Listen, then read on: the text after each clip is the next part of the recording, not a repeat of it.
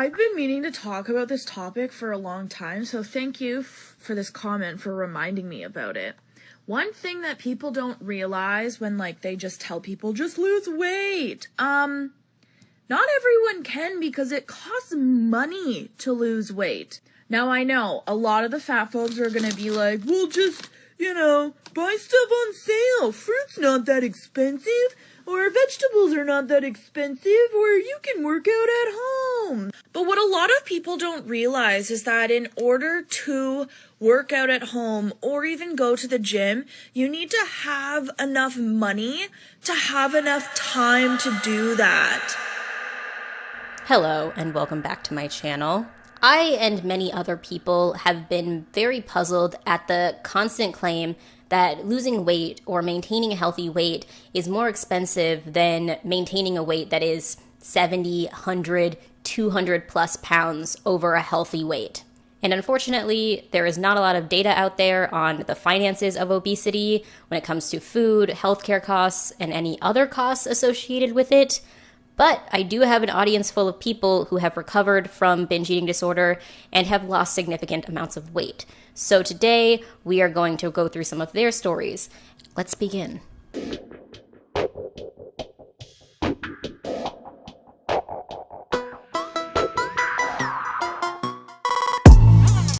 So this next woman lost 50 pounds and recovered from binge eating. Have you noticed a change in spending on food since recovery?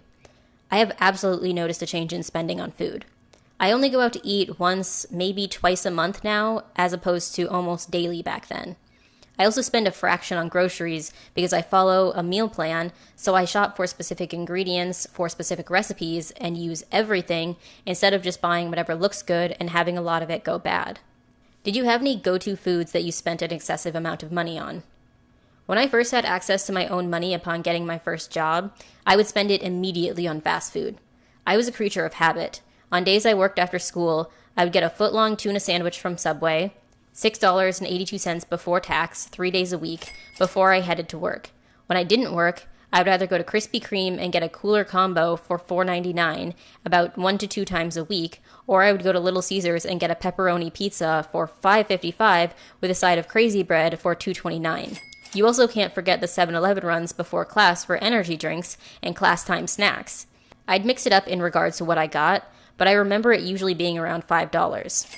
And that was every morning. And an often forgotten aspect of all of this fast food is the gas. Driving to a restaurant within walking distance of either my house, my job, or my school, just to idle in line for 5 to 10 minutes and then sit and eat in my car with it running, ate up a lot of unnecessary gas for sure. In college, in addition to money I paid for my meal plan, I would stock my fridge and pantry with all sorts of goodies. Double stuffed Oreos, Ben & Jerry's, Cheez-Its. At my lowest point, I would buy entire cookie cakes, just for myself, for $7 from Walmart, and almost on a weekly basis. I loosely remember my budget as having $25 a week of fun money, and I almost always went over on that on food. And I 100% did not need to do this because I had a meal plan. Have you noticed a change in spending on medical care since recovery? I did notice a change in spending on medical care. I had serious blood pressure and sugar issues and nutritional deficiencies due to my diet, which resulted in fainting and frequent illnesses, like ER bills, copays, etc., as well as antidepressants that weren't covered completely by my insurance. I haven't had a fainting spell in 2 years now due to monitoring my sugar and sodium intake, as well as focusing on eating nutrient-dense foods. As a result of consistent exercise in conjunction with improved diet, I'd no longer need the antidepressants that I was on. Have you noticed a change in spending on exercise and other discretionary healthcare costs? I do spend more money on exercise and exercise-related items now. $25 a month for the gym, $60 every month and a half to 2 months for protein powder, and about $125 every 6 months for running shoes. However, when I lost the bulk of my weight, I did it all for free. Walking, YouTube exercise videos, campus workout groups, and the gym, etc. Only in the past 6 months have I started paying for fitness gear as a result of getting more serious about running and lifting. Have you noticed a change in spending in other aspects like clothes, hygiene, and travel? Okay, the next few sentences are a little bit gross, so if you want to skip over them, you can check the timestamps. One aspect of hygiene that many women don't talk about, how sugar and fat intakes affect vaginal pH. I would get frequent infections due to imbalanced pH levels, at least once a month. Yeast infections are tied to high sugar intake. Bacterial vaginosis is tied to high fat intake. Some of these I could fix with an over-the-counter medication for about $10, while others I had to go to the doctor and pay a copay to see them, about $25. I would have to buy baby powder and athletic tape to help with the chafing and cream for rashes between my skin folds. I had to buy bath blankets instead of regular towels, which cost usually a minimum of $10 as opposed to $5 for the regular towels. My periods were extremely heavy and painful due to my sedentary lifestyle and poor diet, so I had to spend more money on pads and tampons and pain relievers. My periods not only shortened upon losing weight and improving my lifestyle, but also got incredibly lighter. My skin was terrible because of high dairy and sugar intake, so I spent a lot on acne products and also makeup to cover up the blemishes. Did you or anyone around you ever experience financial strain due to your disorder or size? This might be hard to believe or fully understand, but I had to take out more money in student loans than I should have needed as a result of my food addiction. Because I was spending so much money eating out and on unnecessary snacks, I wasn't saving the amount of money I needed in order to be paying and saving for my school. My poor spending choices because of my addiction have now contributed to my current debt, and my student loan payments every month are a reminder of that fact. Damn, that sucks. Stories like this are the main reason I started this series, because I always hear that losing weight is expensive and maintaining a healthy weight is expensive, but there have to be so many people that are going in debt to consume food. Literally just to consume food and then to maintain their body with like the medical costs that come with it because of overeating. I don't think this story is as uncommon as people might think. Like people going into more debt, taking out student loans or credit cards to pay for food because of a food addiction or binge eating or just a general habit of overeating. Especially when I hear stories of people that are very low income or disabled that are 300, 400, 500 pounds. I'm like, where are you getting the money for this food? This has to be a huge amount of money. Who is paying for it? I feel like most of those people have to be in debt, you know? Also, something that is crazy about this story is that this person only lost 50 pounds, which is a lot, but it's a lot less than a lot of the people who I've gotten messages from. And they had all of these health problems because of their weight at only 50 pounds overweight. Like a constant health problems, it seems like, all because of 50 extra pounds, which I feel like a lot of people have 50 extra pounds on them. And it was costing them a lot in medical care each month. But anyway, thank you for the message. So sorry about all of this, but I'm glad you're healthier now. For context on this story, this woman had a problem with binging and restricting, so she was never really overweight, but she did have a huge problem with binging. Have you noticed a change in spending on food since recovery? Yes. I used to binge on food delivery primarily because I had anxiety about having food in my house, so I would order from multiple restaurants a night sometimes. $200 worth of stuff plus delivery fees. I live in Los Angeles, so restaurants are open at all hours, and with apps like DoorDash, it's easy to blow through your money. If I did go grocery shopping, which was rare, I would buy multiple containers of each thing I wanted so I could have all the food surrounding me in a sense. So like a casual example is 6 boxes of Gushers or 12 huge bags of salt and vinegar chips.